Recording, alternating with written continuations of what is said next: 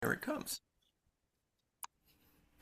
Well, hello and welcome to the Waking Up Spiritually podcast. We're so thrilled to have you join us. I'm Wendy Rose Williams. I'm a past life energy healer. I help people release pain, anxiety, depression, and other stuck energy that's interfering with you enjoying your life, feeling healthy, feeling that your life has a wonderful purpose. And I can be reached at my website, which is wendyrosewilliams.com. I'd like to introduce my wonderful co-host, Gregg Kirk, and we've got a really special guest for you today that Gregg is then going to introduce. So Gregg, please introduce yourself. I'm Gregg Kirk. I am an energy worker, energy healer, also Lyme disease advocate, and health and wellness coach who focuses on chronic illnesses but also energy healing both in person and remotely. And you can come to my website, greggkirk.com. That's spelled GREGGKIRK.com, because I also run weekly online group healing circles and in-person fire circles and other gatherings in salt caves where we do toning and energy work in physical group form. So, Wendy, why don't you? I'm going to start sharing. Yes. So Yes. the purpose of waking up spiritually is to help support you in a experience that can be very discombobulating, that can be wonderful and amazing, but can also be very isolating and can just make you question everything. So we want to be here to be in support to that. And that's why today's speaker is so special because of her background. So we would like you to be able to find us via our website, which is wakingupspiritually.com. And there you can see the PowerPoints. So great if you're listening, but know that there is a visual component to this too. Great. Okay, so today we are interviewing Yvonne Kason, who coined the term spiritually transformative experience way back in, I believe, the early 90s. Yvonne is, okay, sorry, there we go. She's an MD, an MED, CCFP, FCFP, and the president and founder of Spiritual Awakenings International. She's a family physician and a transpersonal MD psychotherapist, retired and previously on the faculty of the University of Toronto. She's an internationally renowned medical expert on near-death experiences because she's had multiple ones, Kundalini awakenings, and other spiritually transformative experiences. And with 40 years of experience researching STEs and counseling persons with NDEs and other STEs, she's propelled by a powerful she was propelled by a powerful Kundalini awakening in 1976 and a near-death experience in 1979, which we want to get into. It was a medevac plane crash, and she began to research near-death experiences and other spiritual experiences. In 1990, she became the first Canadian medical doctor to specialize her medical practice in the research and counseling of patients with diverse types of STEs. Dr. Kason is the first person who first coined the phrase spiritually transformative experience in 1994 in her book, A Farther Shore. She has had 5 near-death experiences herself, 2 in her childhood and 3 in her adult life, as well as multiple spiritually transformative experiences. She has published 6 books, Soul Lessons from the Light, How Spiritually Transformative Experiences Changed My Life, Touched by the Light, Exploring Spiritually Transformative Experiences, and Soul Lessons of the Light was awarded the Scientific and Medical Network Book Prize of 2023. You can go to her website, DrYvonneKason.com. She's has extensive media and public speaking experiences worldwide. She's been a keynote speaker at many conferences internationally and has made hundreds of professional presentations both live and online. She's been invited on many talk and TV shows, including the Dr. Oz Show in 2020 and 2021, and radio shows including Coast to Coast. And her 1979 plane crash near-death experiences was reenacted on the sightings in two documentaries.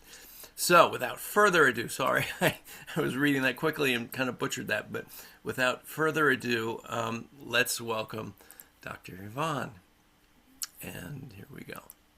Hello, welcome. I'm glad to be here. Oh, we're so glad to have you, Yvonne. Thank you for taking the time. It's wonderful to be here. Awesome. Well, let's get right to it, Yvonne. You're one of the pioneers. You're one of the people who was having all these experiences when nobody was talking about it back in the late '80s, early '90s, and you 70s actually started in the '70s, 70s. right? Yeah. Fair enough. My Yeah, Kundalini awakening and medevac plane crash near death experience were in the 70s. So '79, right? really nobody was talking about Yeah, it. that was the maybe The spiritual the dark dark dark ages. ages. Yes, exactly. But before that, you had some unusual experiences, and what you have come to later realize were near-death experiences as a child. Do you want to That's right. start there and just talk briefly about what those experiences Okay, were like, and sure. yeah. Yeah, I actually never realized for many, many years that these were near-death experiences I had as a child. Um, yeah, which to me, I think, how could I not have figured it out? I mean, this was my area of specialty, Mhm. researching and counseling people with near-death experiences and other spiritual experiences. But it didn't actually dawn on me. It was actually about 2018, 2019, so about 8 years ago, that I finally realized, oh my goodness, the light bulb went off. It's like, oh my goodness, these childhood experiences were also near-death experiences. And Right. I attribute that to, as a child, like my first one happened when I was 5, the summer before kindergarten. I, as a child, you don't have a barometer for like what is quotes normal, what is quotes abnormal, what is quotes paranormal. Just everything is just what happens in life. So I had just chalked it up to what happens in life. And same with my second one, which I'll tell you about too, that happened when I was 11. I had just turned 11. So the first one that I now know was a near-death experience. It was the summer before kindergarten, and my family had been traveling in Switzerland, visiting relatives in Switzerland. And we were traveling by train that day, which is something they do a lot in Europe, travel by train. But as a Canadian, that was something quite new for me. And I was fascinated standing there at the train station, waiting for the train to come in. And I saw, I guess, some sort of station hand jump off the platform we were on, jump onto the tracks, scurry across, and go up on the next platform. And so, as a 5-year-old, I thought, oh, that looks like fun.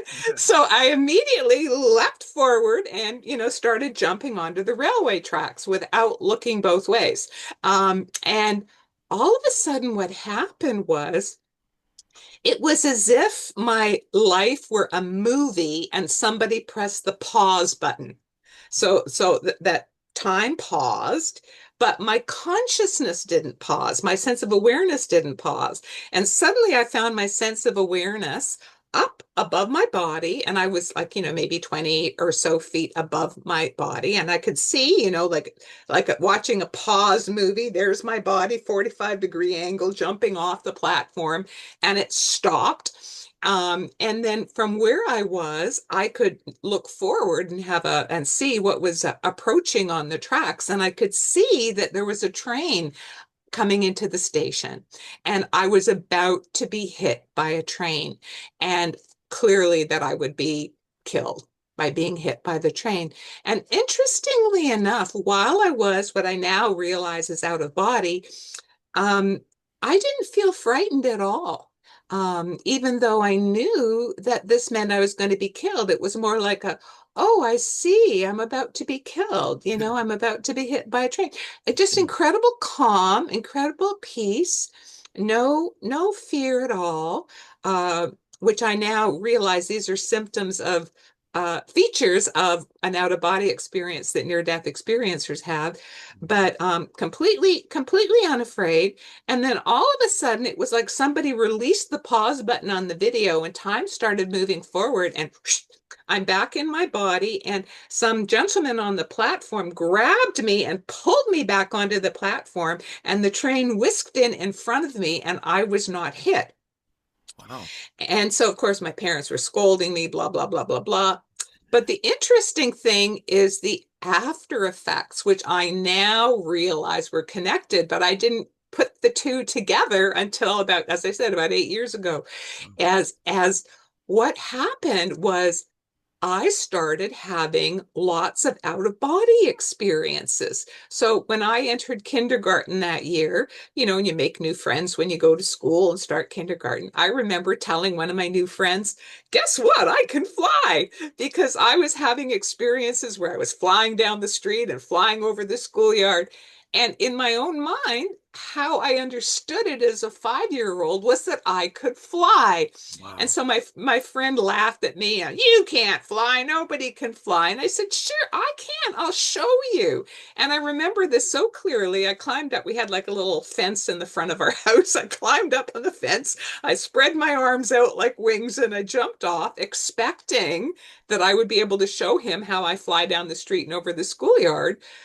But of course I didn't. I just sort of fell down to the ground. And I so clearly remember this incident and what my reaction was, because my reaction was I was puzzled. Like I was really confused. I couldn't figure it out, because I can so clearly remember flying down the street and flying over the schoolyard. Why could I not demonstrate it to my friend? Mm. And so now, many, many years later, I realized this was an after effect, because I'd had an out of body type of near death experience, Right. and it opened my consciousness to be able to have out of body experiences. But I didn't realize that for years. It was just one of those weird childhood experiences. So And were to be these, conscious of your out of body experiences, because we experience them when at nighttime when we're sleeping, we certainly go in and out, but you were conscious of them. What was different? That's so intriguing. I mean, I don't know. All I can say is, as a child, there was no sense of this only being something that when I happened when I was asleep. Like I really thought I could fly. And that's the innocence of a child. You just, oh, okay, I can fly. but do you remember how you were bringing on these experiences? No, it No, just it just happened. spontaneous. It Yeah. just Okay. happened. I would be Yeah. flying over the schoolyard and flying down my street and Fun. having a great time. Right. So so it never occurred to me that it was paranormal as a 5-year-old. It was Yeah. just something I could do. Right. Some people can climb the tree in their backyard. I could fly down the street. So I didn't know it was paranormal. Anyway, then my second, what I now realize was also a near-death experience as a child, happened when I had just turned 11. And this was still way before puberty, so I was still a kid. And my family was in a very serious car accident.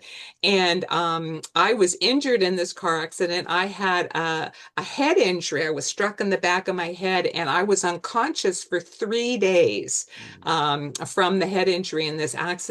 And all my other family members, most of them were injured as well. It was quite a serious car accident. And I've always remembered very, very clearly, and I still have the memory to this day, even though it happened when I was 11, of floating above the accident scene, looking down, seeing what was happening there. And I really clearly have a clear memory of seeing my father on the roadside, and he was all covered in blood and he was quite seriously injured. And he was saying, my daughter, my daughter.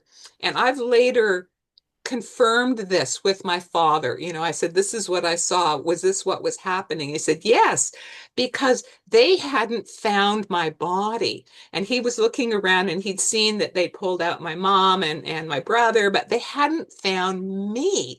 I was still in the back. It was one of those old station wagons, long Oh, station wagons. you And were there in was the a way bunch. back. I was way back under the luggage and it had gone over. It was, I guess, upside down in the ditch or something. And they hadn't found me. I was still little. You just turned 11. I was still a kid. They hadn't found my unconscious body. Wow. Anyway, so dad said, yeah, that he had this going, my daughter, until finally somebody started, going through the luggage at the back. Oh, there's a kid in here. And they managed to find me, bring me out. Then I have very, very clear memories too of after they brought us to the local emergency department, that I was floating. It was as if the ceiling was transparent or had disappeared. And I was up slightly above the ceiling and I was looking down and I could see my little body lying on one of the examining tables in the emergency room. And I could see like two men huddled over me. I'm assuming they were doctors. And I could see the top from a top down perspective of this great big lamp, sort of disc-shaped lamp, metallic, shiny on the top, over where my body was. I'm a medical doctor, and I remember when I went into medical school and I first started going into operating rooms and emergency departments, and I would see the big circular lamps that they have, and I remember thinking, oh yeah, that's exactly what I had seen, but from the top down perspective, right? Yeah. So so I personally confirmed that what I had seen while I was looking from the ceiling perspective was absolutely correct. And I also have very clear memories of when my body awoke. Now, I was unconscious for 3 days, and interestingly, which research and other people have noticed, that people in comas often their near-death experience is shorter than the length of time they were unconscious. And so that was true for me. So that my Kind of near-death, different on the other yeah, side. that my near-death experience was shorter than the length of time I was unconscious. Anyway, but again, it never occurred to me as a child at 11 that I had experienced anything paranormal. I thought this happened to everyone when they were unconscious. I had no idea. So I just never labeled it as a near-death experience or paranormal till much, much later in my life. But again, the interesting thing, which I now can put together, which I didn't realize at the time, and for many years, was the after effects. Because what happened after this head injury and being unconscious for 3 days and coming back is I could see ghosts. I could see spirits. Wow. And how I understood it, we had been moving when we had the car accident. We were moving to Los Angeles. So we were driving to Los Angeles. We had that car accident en route. I interpreted it that the house we moved into was haunted.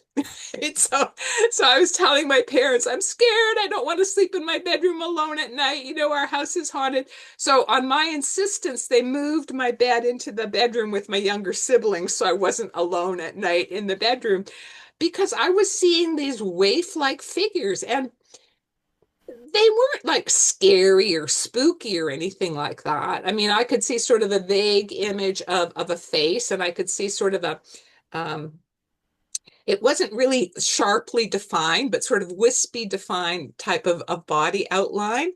And they weren't saying or doing anything that was threatening or frightening, but I don't know, had I been taught to be afraid of ghosts? I don't even know why I was frightened of them, but I was. I was scared, and I would put my head under the blankets, and Right. I felt comforted by my siblings in the same room. But now, many years later, as a researcher in this field, I realized, oh, hello, this is a really common after effect for people who've had near-death experiences, that they get mediumistic abilities afterwards and are able to see spirits. So that ability to see spirits sort of faded. It took about a year afterwards, and then it went away. But looking back, I now realize my consciousness, I guess, started being open to near-death experiences and STEs Yeah. when I was a child. And did those Yes. spirits try to communicate with you? I'm sorry, Wendy. Not that I recall. What I recall, it was more that I could see them and they could see me. Right. Okay. So each time you had one of these experiences, you got a new attribute. Sounds like a new. The new after effects. I look at it as new after effects Yeah. that for whatever reason in the divine cosmic plan, because I believe very much, I'm convinced, it's not belief, I know there's a beautiful divine plan, that I think looking back, all of these experiences, including some of the other ones I'm sure you're going to ask me about, that they were all part of the design for my life so that I could be an advocate for experiencers, that it wouldn't be just through book learning that I'm saying, oh, I've researched this and I know these experiences are real. But yes, I've done a lot of book learning, but also through my own personal experience. I know this You're is an real. experiencer, That's and right. I'm an there's experiencer. no substitute for that. No, no. Exactly. I know this is real and I know it's not crazy. Empirical knowledge is better than book knowledge anytime. Hmm. The real experience, that's undeniable. So Hmm. Well, so Yvonne, thanks so much for sharing those, because it just really, those experiences of the veil going away, or, being partially going away. And I think that makes perfect sense too, and is fortunate in a way, because you were only 11 and that would have been so distracting and frightening. So you had the experience, but it was about a year, and then that just, it's like that door closed because you'd fully had that experience. So what happened then with the medevac flight? So you were Well, actually, let's go before the medevac. okay, If we can go in order, of sort of, course. I'm growing up, I'm a teenager, then I go to university, I go to medical school. So my last year in medical school, so when I was 23, is when I had another powerful STE, which we can now label it as an STE, which I didn't realize for about 10 years. But it was a Kundalini awakening.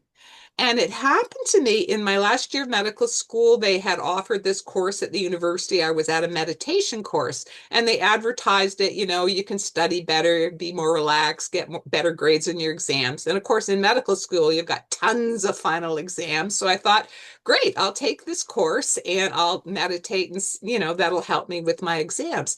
And I'm just saying this background because it wasn't as if I was trying to have a spiritual experience. It was I was trying to make it through medical school and trying to do well on my exams. So I took this meditation course, and interestingly enough, to me, learning to meditate was like introducing a duck to water. It just felt like a complete fit. And I now realize that's past lives. I've been meditating for many lifetimes, but I just took to meditation. I loved it. I started meditating for about an hour in the morning, about an hour in the evening. It did help me get really good grades in my exams and study. So it was wonderful. But this one evening in my final year of medical school, while I was meditating, I was actually in a group meditation. And I had been taught this technique where I don't know if the people knew what they were doing when they taught us, but they said, visualize energy rising up your spine, going to your crown and opening up into a lotus. I was like, oh, sure, why not? So I was doing this technique, visualizing energy going up my spine, going to my crown and opening up as a lotus.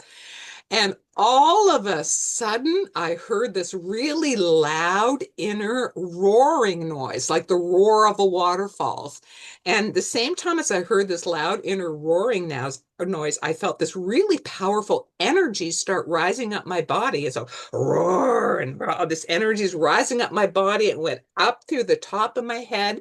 And then after it went up through the top of my head, what I think of as me or my consciousness rose up and expanded. And I was no longer the size of like my head or me. Like I was suddenly the size of this big auditorium that I was in. I was filling it.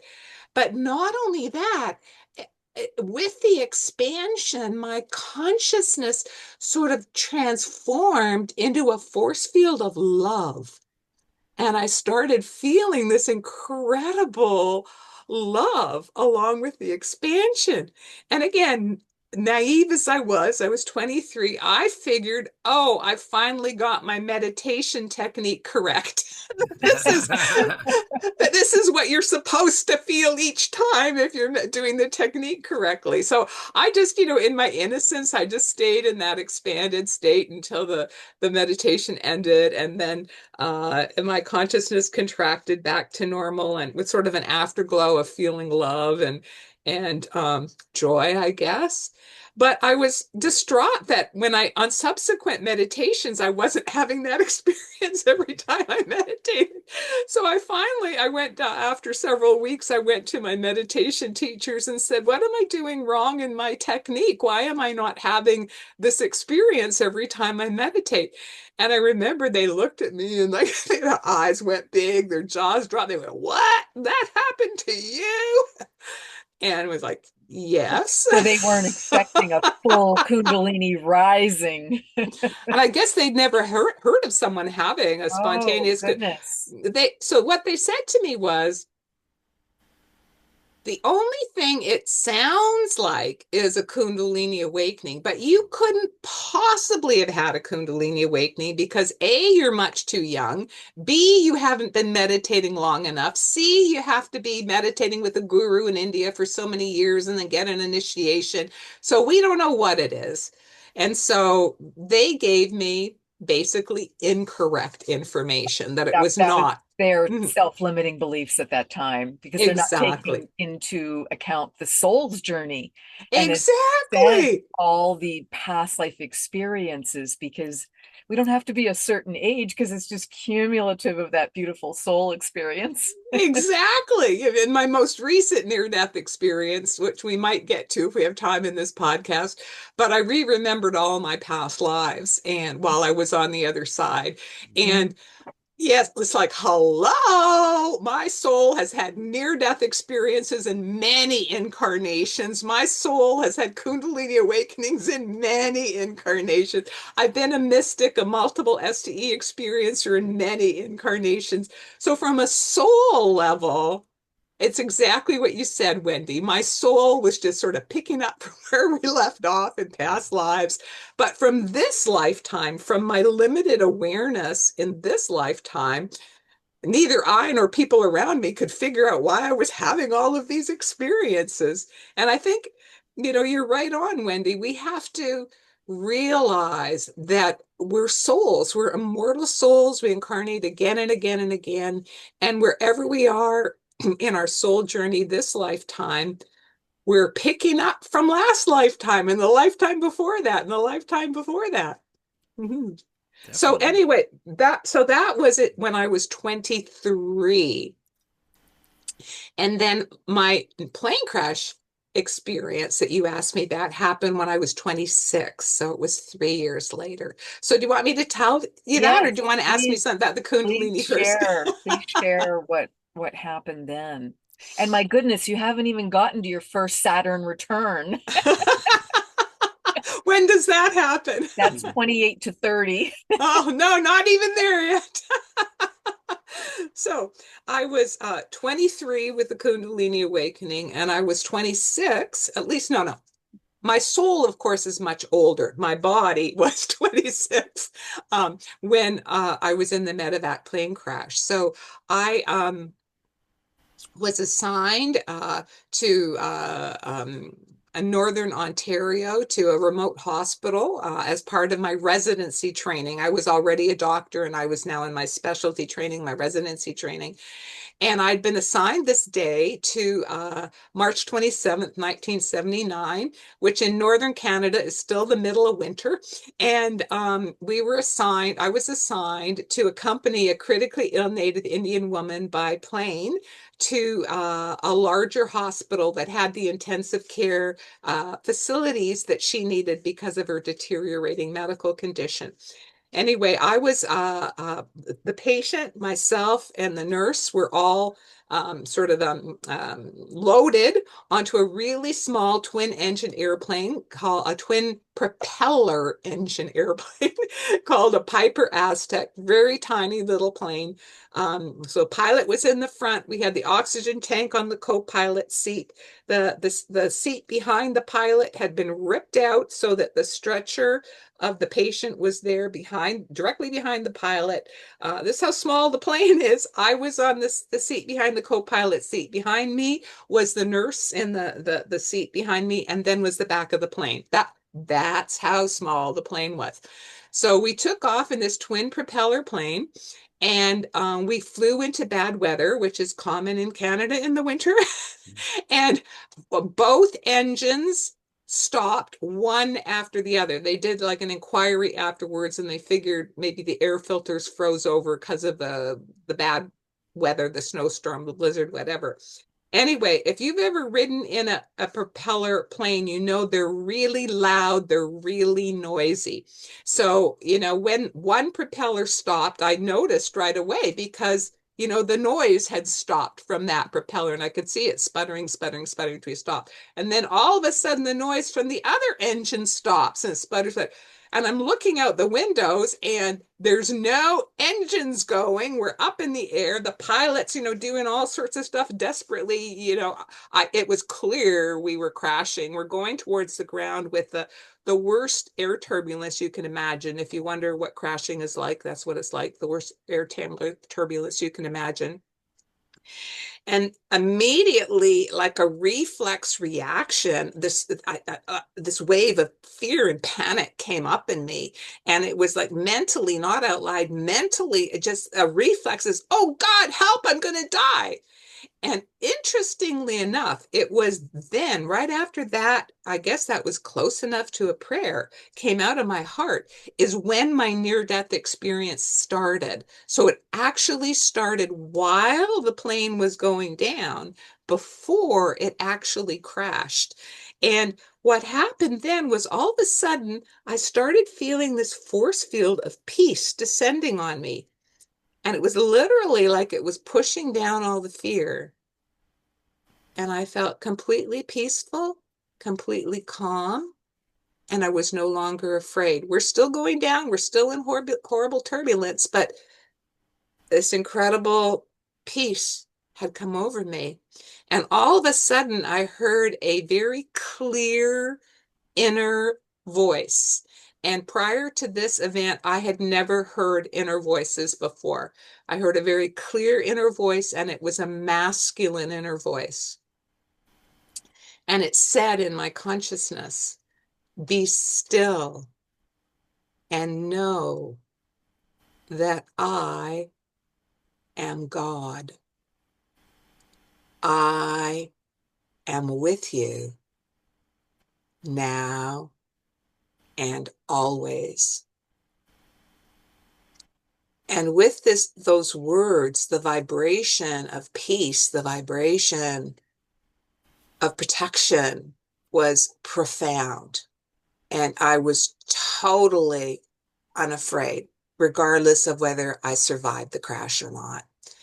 I turned and I started, comforting the patient, and the pilot very heroically avoided. It's all sort of forested and lakes in northern Ontario. He was steering the free falling plane, trying to get us not to crash into trees, and he pulled the wheels up, and he managed to do a wheels up belly landing, sort of on the surface of a semi-frozen lake, which was very heroic. He was awarded afterwards, but we would have been okay if the ice was thick enough, but it wasn't. And so what happened is, as soon as the plane came to a stop, the plane broke through the ice, nosedive, and sank into very, very deep water very quickly. So we all had to get out of the plane as quickly as we could. The nurse and I tried desperately to pull the patient out, but we could not get her stretcher out before the plane sank. So unfortunately, she went down with the plane. The pilot was trying to radio out a Mayday message. And then I found myself in a lake in winter in Canada in a storm, and I'm wearing heavy winter clothes, a heavy parka and heavy boots, and they're like pulling me down in the water like lead weights. And then I heard the voice speak in my mind again that said, swim to shore. And we were about 200 yards from the closest shore, which was an island, and there was open water between us and the shore. And the place we had crashed is actually called Devil's Gap. And it's called Devil's Gap because of the strong current. It's hazardous year round, and the ice never freezes over in the winter. And I remember looking at that water and, being new to divine guidance. I argued with the voice. I went, I'm not going to swim to shore. That's too far. I took lifeguarding, which I had. They tell you in a boating accident, don't try to swim to shore. It's too far. You're going to drown. The pilot was shouting, try to get on the ice, try to get on the ice, going away from the shore. There was ice towards the center of the lake. We didn't know how thick it was. Anyway, so I ignored the inner voice and I started swimming towards the ice. Well, the ice was too thin, and every time any of us would try to get on, it would break and sink, and I was getting more tired and more cold, and the voice repeats, swim to shore. So finally, the third time it said, swim to shore, I finally surrendered and turned away from the others and started swimming to shore. Now, it was a really long and really difficult swim. And the pilot who, I've remained in contact with him said, I have no idea how you swam that distance because I hardly made it. And he was big and muscular and fit. Anyway, but it was difficult. And I went under a few times as I was trying, stroke by stroke to get to shore. Anyway, partway on the way to shore is when my near-death experience deepened. That's the word in the field. It deepened, it changed. And what happened was all of a sudden I heard that loud inner roaring sound, very similar to what I heard with the Kundalini awakening. And all of a sudden I found myself, 20 feet or so above my body, looking down, watching the scene below. But it's not that straightforward because I wasn't dead. I was still swimming to shore. So what was actually happening was that my consciousness was two places at the same time. And I compare it to the split screen TV like we are right now, that you have one little part of the screen is in my body that's still trying to swim to shore. But the main part of my consciousness, this was like a big part of the screen, was now above my body, watching what was happening. And then the main part of my consciousness that was above rose even higher. And I went into a realm or space or place, it's hard to know what to call it, that was filled with light and filled with incredibly beautiful, powerful, unconditional love. And I just felt like I was home. And I did see a face of light for a second that sort of then disappeared into the glistening cloud-like periphery. But it wasn't like I was spoken to or taught. It was more like my soul recognized or knew. My soul immediately knew or immediately recognized that that love that I was feeling was the love of our higher power, or what I had been raised to call God, that I was feeling God's profound, unconditional love. And it was not at all like what I had been taught in my Christian upbringing of God to be. It was not an old man with a long white beard sitting on a throne judging me. Have you been good? Have you been bad? That was not what I was actually experiencing. I was actually experiencing something different. That what I was actually experiencing was that our higher power is like a universal, infinitely intelligent force field of love that is interpenetrating all of creation, past, present, and future. And I felt complete joy, complete acceptance, complete at home. And I knew things, like I absolutely knew that what I think of as me would live on, whether or not my physical body managed to swim to shore or got rescued or if I drowned. And it really, I was feeling such joy and such love. It really didn't matter to me what happened to my body down there because I knew I was fine. And where I was actually is much nicer than what's happening in the drama down below. Right. And I also had another, which for me was a very important understanding that just immediately came to me when I was there. Not only did I understand that I would live on after my body dies and that everyone lives on after their body dies. But I also came to this very deep understanding about all the different spiritual traditions, spiritual paths. I have the mountains behind me because I understood it's like people climbing a mountain from different angles. You know, they have different perspectives, different views. They think, oh, it's forested. No, it's snowy. No, it faces the sun. No, it's in the shade. Like, it all depends on which angle they're climbing the mountain and where they are on the journey, how they're going to perceive the climb. But when you get to the top, you know, in the white light realm where I was, it's the same one loving higher power that loves all of us and understands that everyone's somewhere from some perspective on their journey. So I had a much greater understanding, compassion, tolerance, um, and love for diverse spiritual paths because I saw them as, you know, maybe some paths are faster, some are maybe they're stuck in the quagmire, but all eventually, you know, that are going to make it somehow to the top. So I remained in this state of love, just feeling embraced and permeated in that divine love until there was a whole series of coincidences. Just because of time, I won't go into it today, but coincidences, if you believe in coincidence, or divinely orchestrated synchronicities that led to our rescue. And we were flown to the closest hospital. I watched from above as they landed a helicopter with us in it on the driveway of the hospital. They wheeled out the stretchers, put me on a stretcher, brought me in the hospital. I was profoundly hypothermic, which means that my body temperature was very low. I was colder than the bottom reading of their mercury thermometer. They were trying to take my temperature. And I guess I was unconscious, semi-conscious. I have no idea. But and I also had a lot of lake water in my lungs from having gone under a few times and swimming to shore. Anyway, they finally brought us to the hot whirlpool baths in the physiotherapy department and put my body in there to try and raise my body temperature. And it was while I was in that hot whirlpool bath that I felt my consciousness re-enter my body. And what that felt like was what they depict genies being sucked into a bottle on TV, right? I'd been in this big space up above, and suddenly through the top of my head, I was sucked back into the small confines of my body.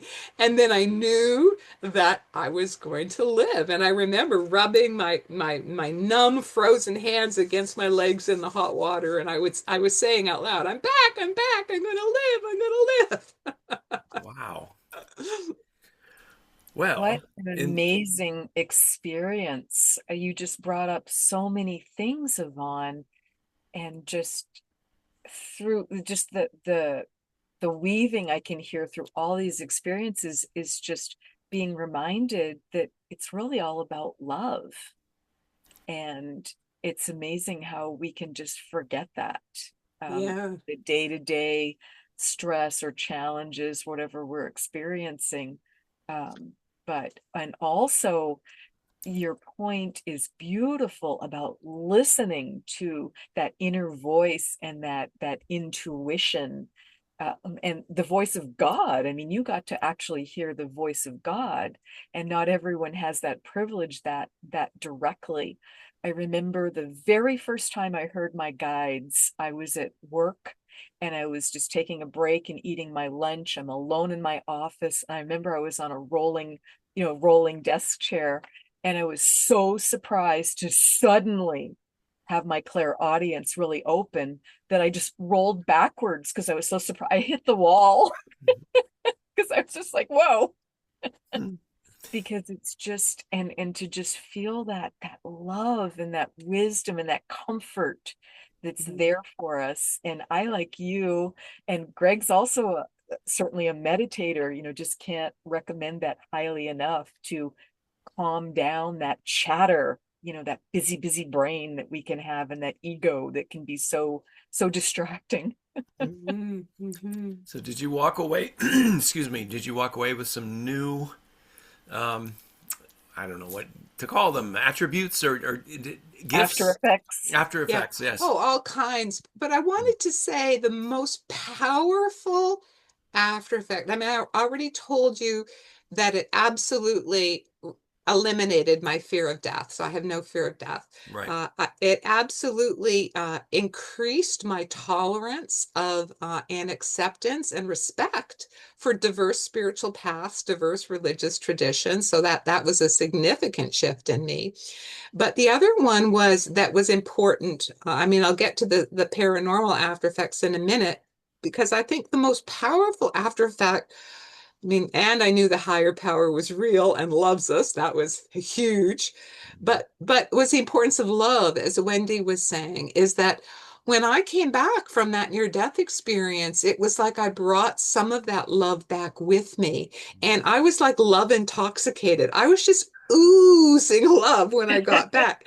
I remember I had some time off work because my fingers were so frozen I couldn't, work in the hospital. I had no proper use of my hands. And thank goodness I had that time off, because during that time I was just drunk with love. It was like I would look out my window and I would see the squirrels on the lawn, and I would just be sending waves of love to the squirrels on my lawn. I would see the children playing in the street, and my heart would send waves of love to the children on the street. So it was just like everything, birds in the tree, waves of love for the birds in the tree. But it was not just sort of superficial waves of love. I also had a profound healing based on love of my relationship with my father, that my father and I had been somewhat estranged. As young people, you have issues with your parents, and I had stopped talking to my father, and, I had issues with X, Y, and Z, whatever my particular grievances were at that point. And what happened after the plane crash near-death experience was my heart changed. And I phoned my dad up and I said, Dad, I love you. Let's be friends. And we reconciled. My dad and I got together, we reconciled, and we had a wonderful, loving father-daughter relationship, very close, for 7 years after that, until my father unfortunately passed away. And I look at this as one of the greatest blessings that came to me out of this near-death experience, was that my heart changed, and I and my father reconciled. And it was, my father hadn't changed. He still had, whatever the personality quirks that used to bother me tremendously, but they didn't bother me anymore. It's like my whole perspective had shifted.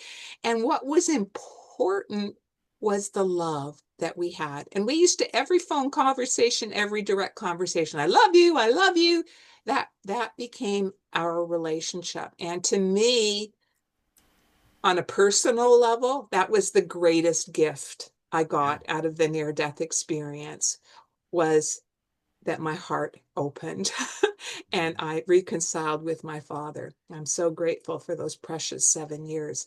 But yes, I also had the other NDE after effects. I had a psychic awakening a few weeks after that, where all of a sudden I developed clairvoyance.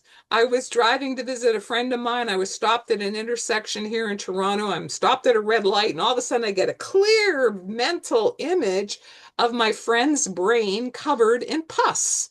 And to me, as a medical doctor, it was clearly meningitis. And it was so clear, it was so vivid. How I knew it was my friend's brain, I don't know, but I did. And when I went to visit her, yes, she had a really bad headache. And I said, well, don't tell anyone how or why, but just, if your headache still is real bad, go to the emergency department. Say you have a friend who's a doctor, thinks you should be tested for meningitis. And so it ended up that she was diagnosed with meningitis, hospitalized, successfully treated, etc. Well, this was the beginning of many, many, many clairvoyant experiences. And then I became very clairsentient. I became an empath. And I called it my truthometer. I could tell in my being whether somebody in front of me was telling the truth or lying. It's like ding, ding, ding, my truth-o-meter would go up. I would know if someone was lying. And I could sense their feelings. I knew how people were feeling, even if they said, "Oh, I'm fine." I go, "No, they're not." I could sense what they were feeling. And then clairaudience, I started getting more guidance. So all of the clairs opened up in me after this. And then, and I was meditating. I was experiencing an acceleration of my Kundalini symptoms afterwards. So it seemed like the near-death experience also accelerated the Kundalini process, opened it even more. And so, energy sensations, kriyas, body movements, feeling my chakras, spontaneous surfacing of forgotten memories that needed to be healed. Things from my childhood started surfacing first. Then past life memories started surfacing. So it was my consciousness was progressively opening. Expanding. Yeah, it's starting, who knows when it started, but the Kundalini awakening sort of launched it to one level, but after that near-death experience, it went to a whole new level and continued because, of course, also I was meditating daily. So all of that was stimulating a gradual expansion in my consciousness. And after that near-death experience, I became a multiple STE experiencer. I was having many, many, many types of STEs on a regular basis. Wow. So, when did you start helping people, and when did you start writing books? Because your story is very similar to both Wendy's and mine, and also a lot of people who have these transformative experiences, and then they try to help other people. So the reason we started this podcast is to help people who are going through the awakening experiences not feel alone, not feel crazy, not listen to gaslighting conversations from their friends or families or doctors or whatever. So you're, like I said earlier, you're one of the pioneers. You started writing books and you started helping people during In a the period 90s, of time yeah. where it was kind of like it was a desolate situation for those, coming into the awakening process. So Yeah, yeah. when did you start, and what was your compulsion to do that? Yeah, well, first I'll say that after the plane crash near death experience that I told you about, I tried talking to doctor friends, and I just, because I knew a lot of doctors being a doctor and I worked at a major teaching hospital, and everybody listened and they knew I wasn't crazy. So the best my doctor colleagues could come up with was that it was some sort of a hallucination, that they said, it was hallucination brought on by a low blood sugar or by an electrolyte imbalance or something. And everything inside of me, my truth-o-meter went, no. But I didn't even have a word. I didn't even have a vocabulary The to describe it. languaging is just not Yeah. there. And so I struggled for years, even trying to find a vocabulary. So what happened was for many years, for almost 12 years, I led sort of a double life. There was my outer life where I was a Western trained medical doctor and I had a teaching position at the University of Toronto. But my private in the closet life, I was a spiritual seeker and meditating and praying and researching everything I could about various types of spiritual experiences, from mainstream to parapsychology and various spiritual traditions, studying at various times with teachers from different spiritual traditions. And but something interesting happened over those 12 years, even though I was in the closet in terms of my medical practice.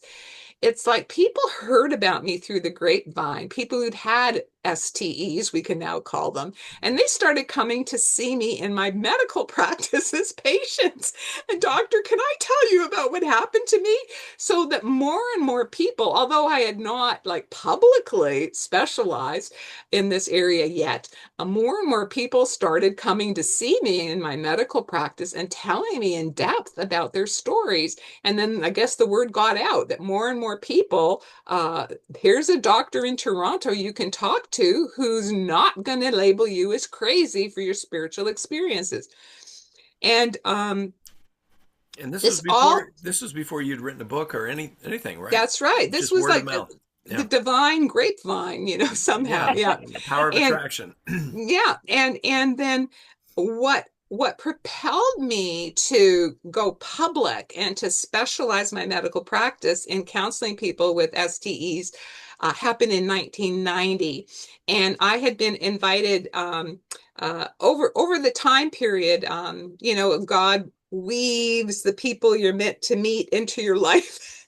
I had the opportunity in the 70s to travel to India and meet Gopi Krishna, who wrote extensively about Kundalini awakening. And he became a mentor to me. It never dawned on me for many years till after he passed that I too had a Kundalini awakening. But I had really in-depth understanding of Kundalini from having met him, studied all of his 17 books, his writings on Kundalini. So I was invited to speak at a conference in California, in Asilomar, on Kundalini that was being organized through the Institute for Transpersonal Psychology and the Spiritual Emergence Network, the first ever conference, we think, in North America on Kundalini awakening. I was invited to speak and share what I had learned from Gopi Krishna.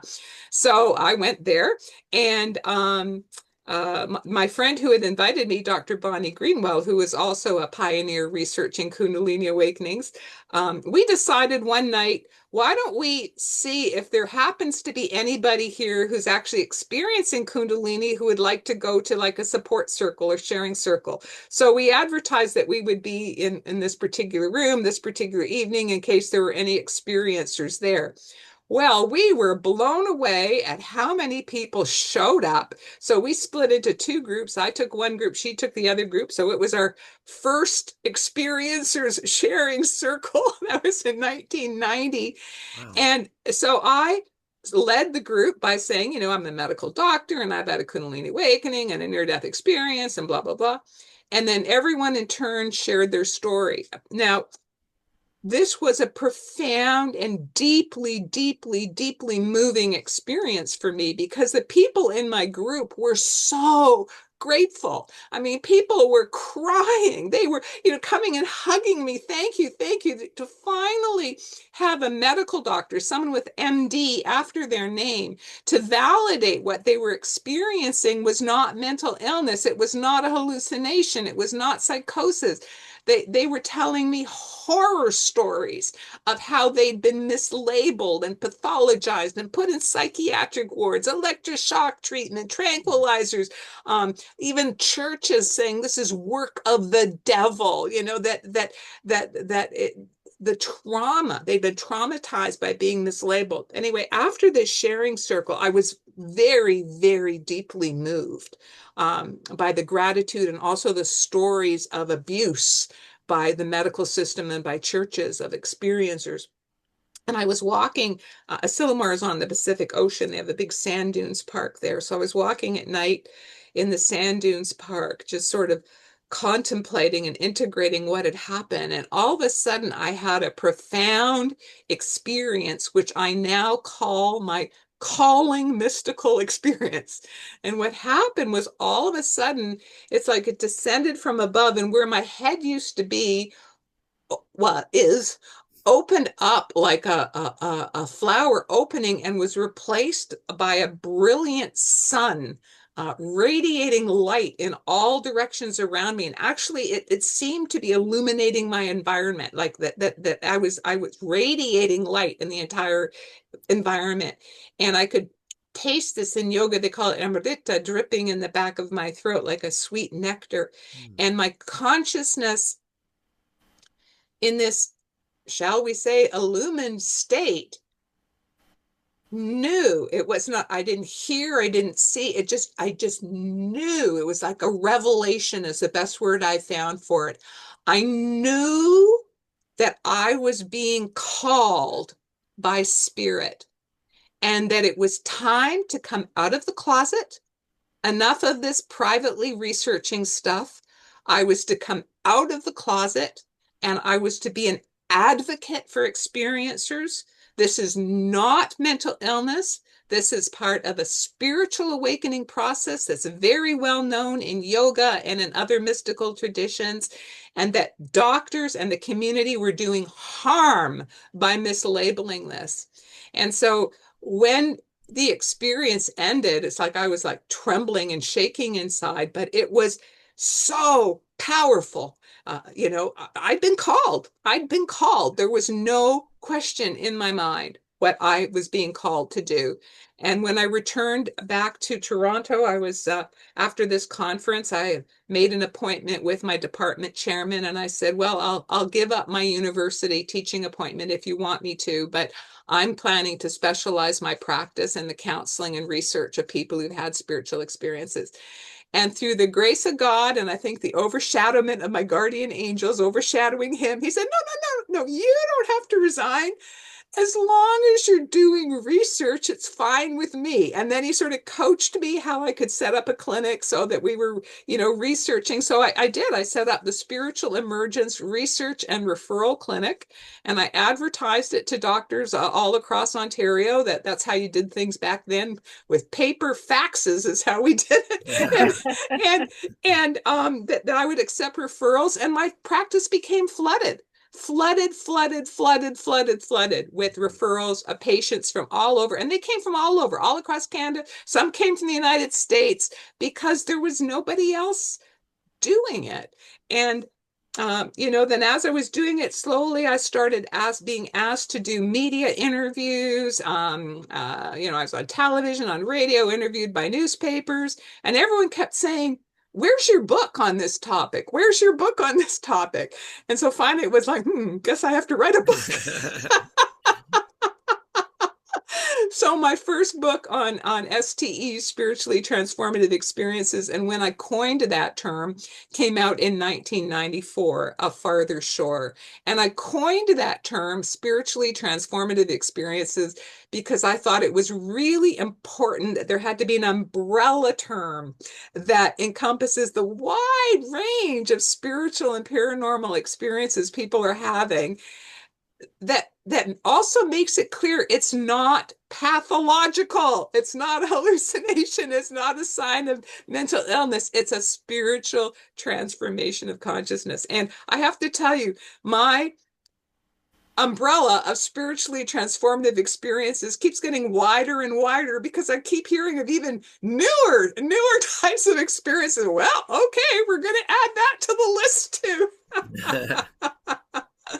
So that is what propelled me. And so that is when I went public, was in 1990. Mm-hmm. Wow.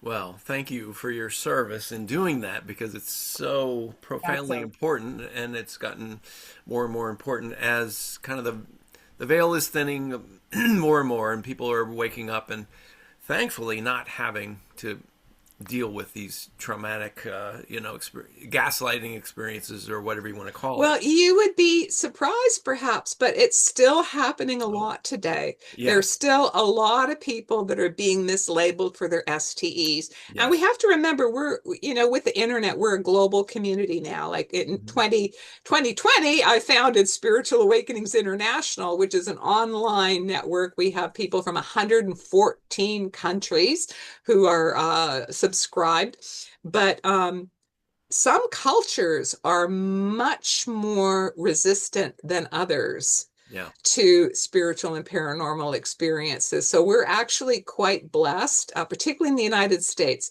I have one foot in the US, one foot in Canada, and I have a green card. But in the US, we have much more freedom in every area. but so in the United States, that there's, I think, increasing openness, that people are having spiritual awakenings. Other countries around the world are not blessed with that openness. So I think we have to be really grateful that the good Lord has placed us where we've been placed. Mm-hmm. Totally agree. Yes. Mm-hmm. Absolutely. Yvonne, I know you have so much more. We need to have you back. I would love to have you back another time and talk about the other NDE that you I'd had. be happy to. Yeah. Just in the interest of time, just tell us how, well, actually, Gregg, let's go through the slides and we'll include Yvonne's contact information. And thank you so much for this beautiful, beautiful sharing and service that you've been continuing to provide in such a meaningful way. It's very, very appreciated because not Thank you. everyone follows the calling. And so it's just really a big deal. Well, you can get in touch with Yvonne at Dr. Yvonne Kason at .com. So, and then is there any other way to get in touch Yes, with you? actually, I recommend you don't have a slide on Spiritual Awakenings International. That, as I Mhm. mentioned in 2020, I founded Spiritual Awakenings International with Robert Baer. That was again a calling by spirit. We both got downloads the year before that we were to found a new organization, a global organization focused on the whole spectrum of spiritually transformative experiences, not just near-death experiences. In the US, there's been a lot of raising awareness about near-death experiences, which is great, but STEs is much bigger than that. There are many, Right. many types of experiences. So we founded Spiritual Awakenings International in 2020, and we host speaker events. Actually, Wendy is going to be our featured speaker this month. Saturday, I believe it's the 18th, is it, Yes. that you're going to be speaking? And but we have a great event coming up in June, June 6th and 7th, Saturday and Sunday, online, our annual Spiritual Awakenings International online conference, where we're going to have 42 international speakers from 12 countries talking on all sorts of STEs. You can find out more about the conference at our very easy URL, spiritualconference.org. So that's spiritualconference.org. And if you want to find out about all of our Spiritual Awakenings International events, we also have sharing circles once a month. That's spiritualawakeningsinternational.org, spiritualawakeningsinternational.org. So those are the ways to reach me and to find out about Spiritual Awakenings International and about our conference. Perfect. Fantastic. Well, thank you so much for that, Yvonne. That's wonderful information for people to have available. So, Gregg, let's keep going through our slides here, just a few more, and we Well, we will could. wrap up for today. Okay, here we go. Oh, So, as Yvonne mentioned, it's my great pleasure to be the SAI speaker this coming Saturday, the 18th, at 10 a.m. Pacific, 1 p.m. Eastern. And I'm going to be talking about releasing ghosts.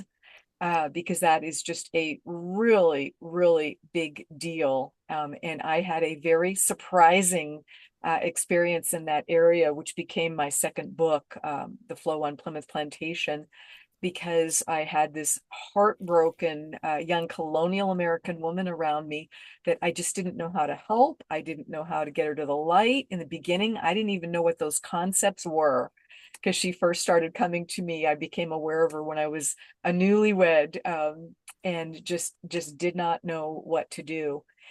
So please join us for that. And you go to spiritualawakeningsinternational.org, look on the events tab, and you'll find out how to join us there for that. And of course, it'll be recorded and then it'll be on the website. And I will be making my book be a special price. It'll be just $1.99 this weekend in honor of that. So that's what I wanted to tell you there. great. I just want to remind everyone that I've got two books out. My latest book, Your Love Will Make the Difference, was published at the end of October.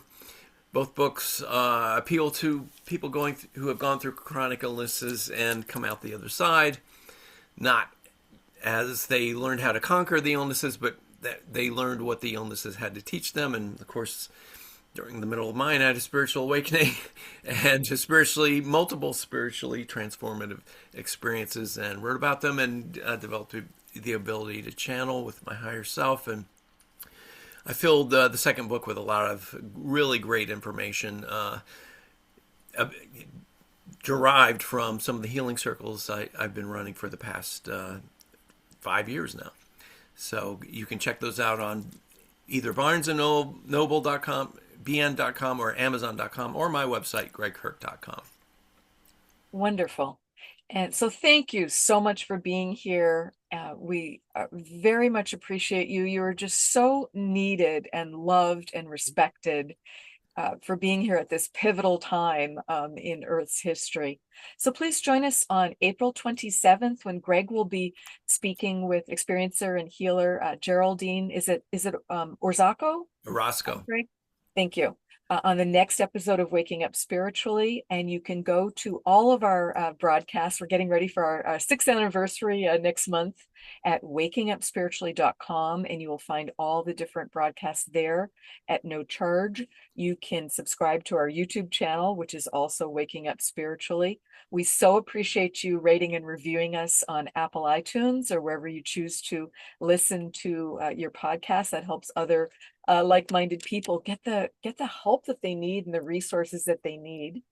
Visit Gregg at his website, which is GreggKirk.com. And I'm at WendyRoseWilliams.com. And thank you again to Yvonne. Looking forward to our conversation continuing. Awesome. Bye, Thank you. everyone. Thank you. Bye. Bye-bye.